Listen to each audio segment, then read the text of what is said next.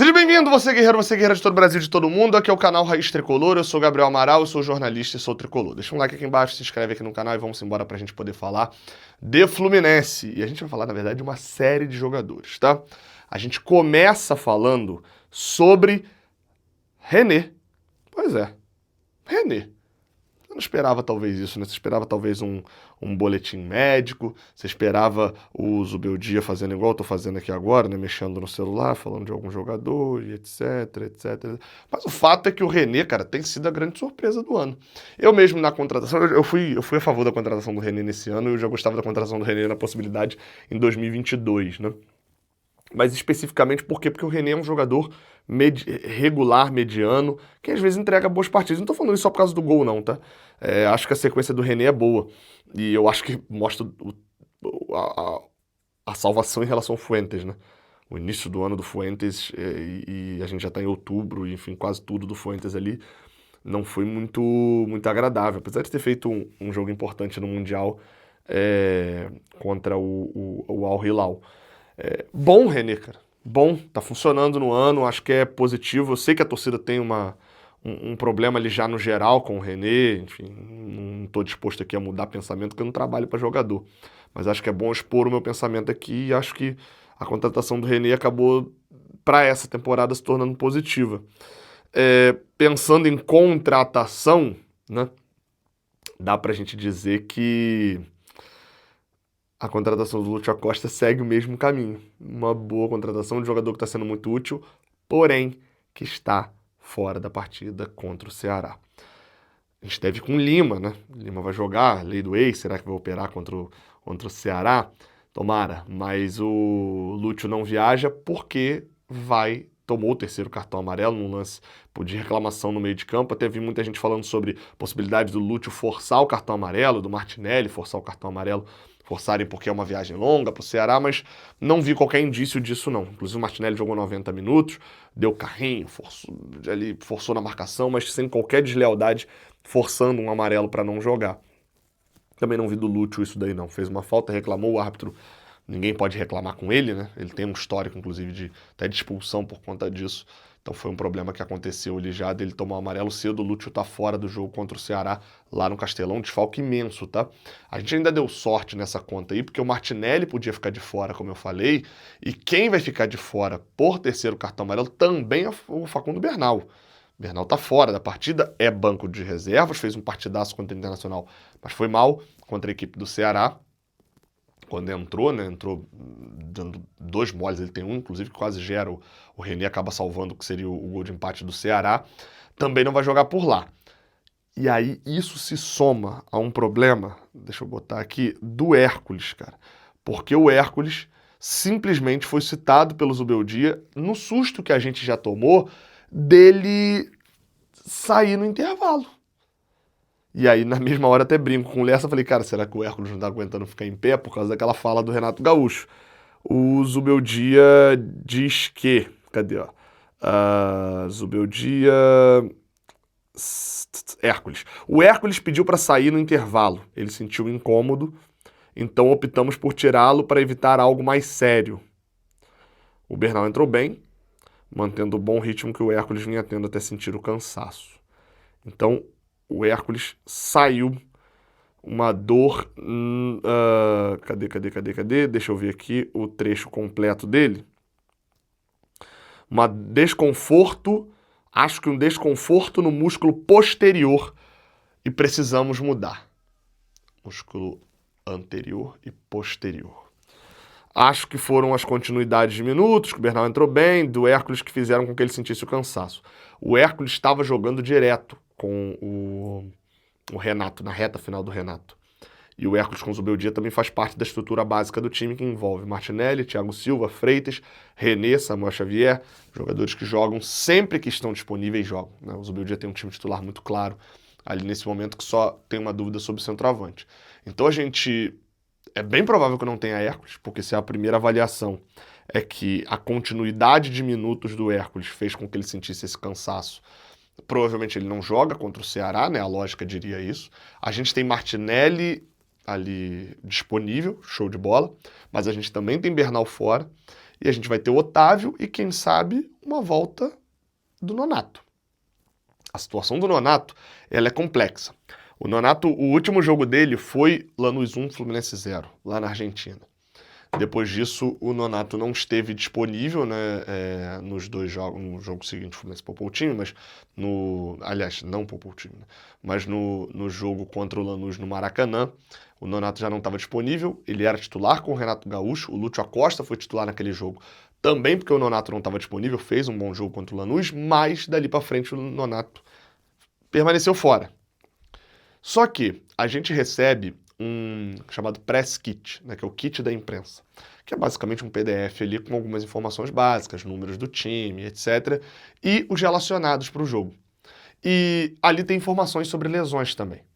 E o Fluminense já há um bom tempo não vem informando, há um bom tempo eu estou exagerando, mas o Fluminense não vem colocando nada sobre o Nonato. No do jogo de hoje, inclusive, no jogo de ontem, né, contra o Ceará, o Fluminense tinha colocado aqui o seguinte, ó, a gente vai entrar inclusive no assunto Paulo Henrique Ganso. O Flávio Rodrigues de Souza apita o jogo, aí destaca aqui os que têm cartão amarelo, os que tinham 2 amarelos, e diz assim: o meia Paulo Henrique Ganso segue em transição para os trabalhos em grupo. O zagueiro Manuel segue em tratamento do joelho esquerdo. O atacante Canobi pode completar 50 jogos. Não tem qualquer situação sobre o Nonato mais. E toda vez que a gente pergunta alguma coisa assim para a assessoria do Fluminense, fala, cara, não tá falando nada do Nonato, o Nonato ainda tá fora por lesão. E aí o que sempre respondido é: se não tem nada no press kit dizendo por que o jogador tá fora, o jogador está fora por opção do treinador. Ou seja, a gente já tinha essa prévia informação. O Lessa perguntou e, de fato, a opção do treinador. O Zubeldia não vem relacionando o Nonato. Me assustou um pouco, porque não é que o Nonato era titular com o Renato, jogou mal e tal, não teve muita chance e acabou perdendo, né, perdendo a vaga e tal. Como foi o caso do Soteldo, do Everaldo, por exemplo. É que o Nonato nem jogou com o Zubeldia. E vale lembrar que o Nonato está emprestado pelo Santos até o final desse ano.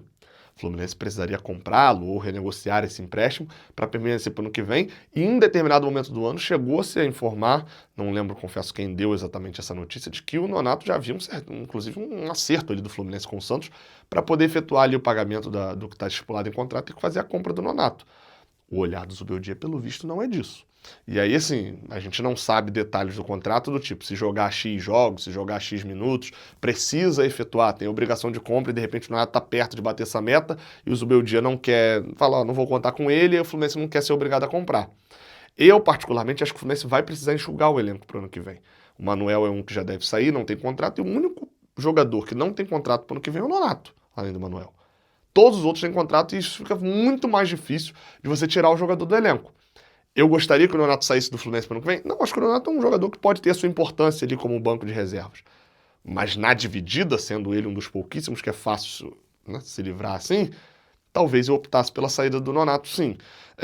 No caso do Ganso, que eu citei, o Zubeldia falou que o Ganso está em transição, não sabe quando vai trabalhar com a equipe. Calculo que na próxima semana, mas também não posso assegurar. O departamento médico pode ser mais preciso nessa situação. Ou seja, no caso do Zubeldia, deixa bem claro que hoje o cenário do Ganso é um cenário médico, não é um cenário do treinador. Sobre o Nonato, ele falou na coletiva também, falou que o Nonato tá bem, teve 5 ou 6 treinamentos já num bom nível, é possível que seja considerado para viagem para Fortaleza. E claro que é possível que seja considerado, porque como eu falei, o Fluminense está indo para lá. O Hércules provavelmente não vai ser poupado, então a gente vai para lá com Martinelli, Otávio e Nonato. Aí você pode falar, Gabriel, mas e o Lima? O Lima já tá na vaga do Lúcio Acosta, porque já também não tem o Ganso. Será que o Lescano vai reaparecer? Pela informação que eu tive, há cerca de 2 semanas e meia atrás, uma semana e meia, eu tive informação há 2 semanas, mas publiquei há pouco mais de uma semana. O Lescano nem entraria mais em campo e também já não tinha mais desejo de entrar. Se ele não entrar em campo contra o Ceará, aí eu acho que, né, tá bem claro, tudo que foi feito não houve nenhuma mudança de rota. Enfim. Voltando à questão dos jogadores, né, do Fluminense que merecem uma atenção nessa quinta-feira, a gente fala também sobre Keno e Soteldo. São os últimos 2 que estão aqui na thumb. E, cara, é difícil porque eu acho que isso mostra um pouco do elenco. E eu gravei um outro vídeo aqui onde eu falo um pouquinho na reta final sobre o trabalho do Zubeldia, como eu tô vendo o trabalho do argentino. Keno e Soteldo acho que são um pouco da síntese do que tá sendo esse time, assim. Essa é a opção que ele tem no banco, cara. Além desses dois, ele vai ter Santi Moreno, Riquelme e Lavega. Lavega nem boto na conta aqui. O Santi Moreno também não boto. Só que aí, assim, a gente tá falando de dois jogadores que, sei lá, a gente não sabe ainda o valor do Lavega, mas se botar 100% dos jogadores, o Fluminense não comprou 100%, mas passa de 10 milhões de euros, de dólares. Como é que você vive assim? Como é que você acha normal que o Fluminense tenha gastado aí, vamos botar por baixo aqui, tá? 6, 7 milhões de dólares em dois jogadores que a gente nem relacionados são. E aí a gente tem Riquelme, que é um moleque da base, jovem. E as outras duas opções são o Keno, que entrou mais uma vez fazendo a partida pífia, e o Soteldo, que dessa vez não entrou, mas, enfim, quando entrou, a gente pediu o Keno. Quando o Keno entrou, a gente não pedia ninguém. Essa é a montagem. E detalhe, tudo com contrato pro ano que vem. O Keno pode jogar bem ano que vem, o Keno pode jogar bem no próximo jogo. Eu já vi o Keno jogando pra cacete. Eu já defendi muito o Keno, inclusive. Já defendi muito o Keno, tive que defender muito o Keno em 2022, em 23, perdão. Muito. Mas a realidade de 2025 do Keno é uma realidade dura. A realidade do 2025 do Thiago Santos, que também tem contrato até 2026, é uma realidade dura.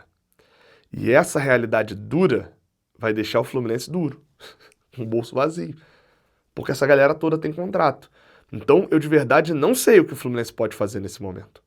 Não sei como o Fluminense pode desaguar essa galera toda no mercado. Porque é uma galera que tem um salário bom e que, obviamente, não vai aceitar ir para um time de Série B nesse momento para ganhar muito menos, mesmo que o contrato seja maior. Não é fácil desaguar essa galera, não. O Keno tem feito atuações muito ruins e a outra opção é o Soteldo. E aí o Riquelme entra depois do Keno ainda. 15 minutos. A bola vem muito mais pro lado esquerdo do que pro lado direito. E aí como é que fica? Então é uma situação que o Zubeldia tá numa enrascada e detalhe, não vou botar essa conta toda no Renato não, tá? Isso vem da diretoria e da filosofia de contratações que começou na virada do ano, começou com o Mano Menezes e foi perpetuada pro meio do ano também. Só que aí com o Fluminense gastando muito mais dinheiro, empolgados em gastar o dinheiro que receberam do Mundial e gastando mal. Fazendo reposições que a gente tem que esperar 6, 7 meses para funcionar. E antes que alguém levante o dedo, a gente fala, mas o John Arias em outubro já tinha feito gol no Fluminense.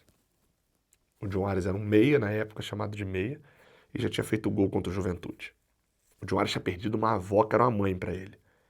E ainda assim, em outubro, final de outubro, o Arias estava lá já. E aí? O Santi Moreno, até agora. Difícil. Difícil. Tivemos problemas sérios, né, que fazem com que a gente olhe para o elenco na maioria das vezes e veja muito mais problemas do que a solução. Que Deus conserve as perninhas do René e as perninhas do Samuel Xavier, porque se eles se lesionarem, pode ser que tenhamos problemas sérios. Tamo junto, deixa o like, se inscreve, até a próxima. Valeu!